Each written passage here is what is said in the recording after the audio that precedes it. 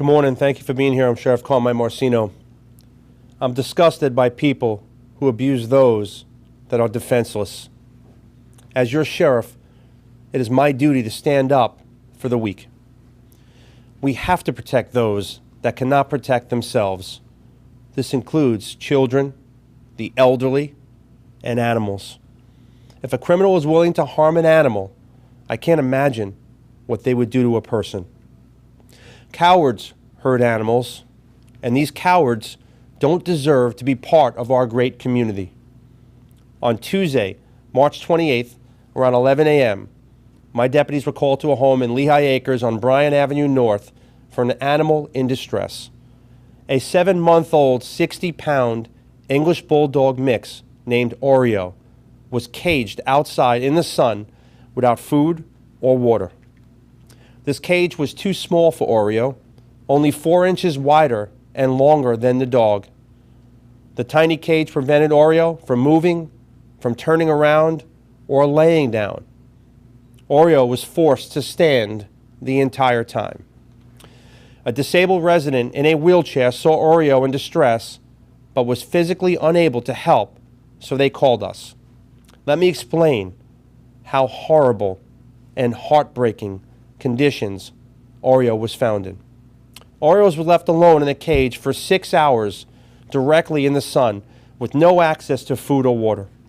His cries for help were unanswered, and Oreo tried to chew his way out of a metal cage.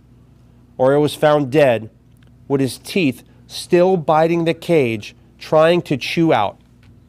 The area around Oreo was later recorded at 127 degrees by Lee County Domestic Animal Services using an infrared thermometer. He fought until his last breath, a gut-wrenching view of torture and a cruel death for a helpless animal. East District Patrol detectives, patrol deputies, and the Animal Cruelty Task Force immediately went into work, and I couldn't be more proud of them. During their investigation with Domestic Animal Services, it was sickened to hear that Oreo's internal temperature was too high to read on the thermometer. That model thermometer will not read temperatures over 109.4 degrees. The suspect arrived back at scene and told deputies he put the dog inside the cage in the backyard because he didn't want the dog to tear things up. Detectives arrested 31-year-old Jonathan Benitez for aggravated animal cruelty. A person that abuses or neglects an animal is a very particular mindset, a mindset of a criminal who has no concern for life. This case is still active. Oreo's remains will be sent to the ASPCA for necropsy. We will work with the State Attorney's Office to ensure they get all the information and evidence they need to make the strongest case like we always do. If anyone abuses an animal in this county, we're coming for them. We're going to hunt them down, and they're going to jail, I promise you. I'm proud of Patrol, my East District detectives, and the Animal Cruelty Task Force. They are out in full force 24/7. Any report of abuse or neglect, we immediately go out, we investigate it, and we put an end to it. I will leave no stone unturned. My family members and I are dedicated to serving the great residents of Lee County, and we have a duty to protect those that cannot protect themselves. Humans and animals are alike. It saddens me that I stand here once again with another disgusting case, unfortunately making another arrest because people are not getting the big picture. In Lee County, Florida, you abuse or neglect an animal, I'm coming in full force for you. We don't play games here. The great residents of this county deserve better, and those that can't protect themselves will absolutely deserve better. We will leave no stone unturned. You want to go to jail, abuse or neglect an animal in this county, you are. I can promise you that. I'll take some questions.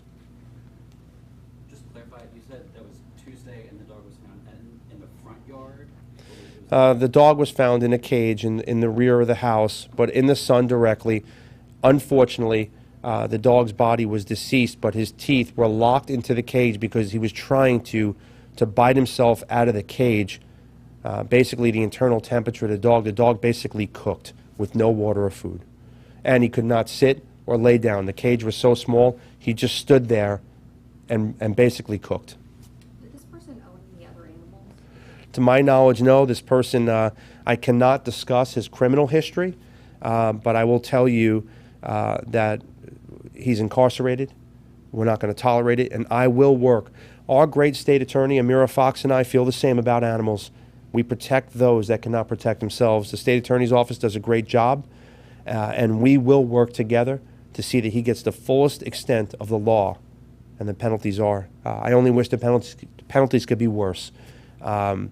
This type of animal aggravated abuse, maximum of 5 years. For me, what I'd like to say and what I can say is two different things. Poor animal. It's a shame. And again, this Animal Cruelty Task Force, we're one of the very few in the country that have it. They're out there answering calls all day, every day. Dozens and dozens and dozens a week, all different hours. But people are starting to get the hint that we're not playing games, and we will call. But the big push is for the residents. See it, say it, make the call. If you have something of concern, if you see something you don't like, if there is something going on, please help us. Call it in. In this case, we got that call. We immediately investigate. We will not wait 1 second. On that note, you were talking about the neighbor who called it in. Did they just hear the dog's cries? Is that how they? So it was a disabled neighbor who heard distress and called that in. And again, if we don't get that call, we can't respond. We can't be everywhere, and there is no I in team. But the great residents of this county, they help us out so much, more than ever. So when they call things in, we're not going to wait 1 second. We are going to go out in full force and investigate. And again, if there's any signs of abuse or neglect, when I say zero tolerance, everything we have, the latest and greatest technology, everything we have investigatively, we're coming out in full force. I will not tolerate this. This is horrific, and it sickens me to stand here and deliver this message. I'm so proud of the men and women of the Sheriff's Office. I always say this, but I mean this more than you'll ever know. I know people say, great job, Sheriff, for the Sheriff. Well, the Sheriff is a small piece of the puzzle. My teammates, my family members, they're the ones out there working so hard, and they do such a great job. I'm very thankful and very blessed to work with such amazing professionals. Thank you, Sheriff. Thanks.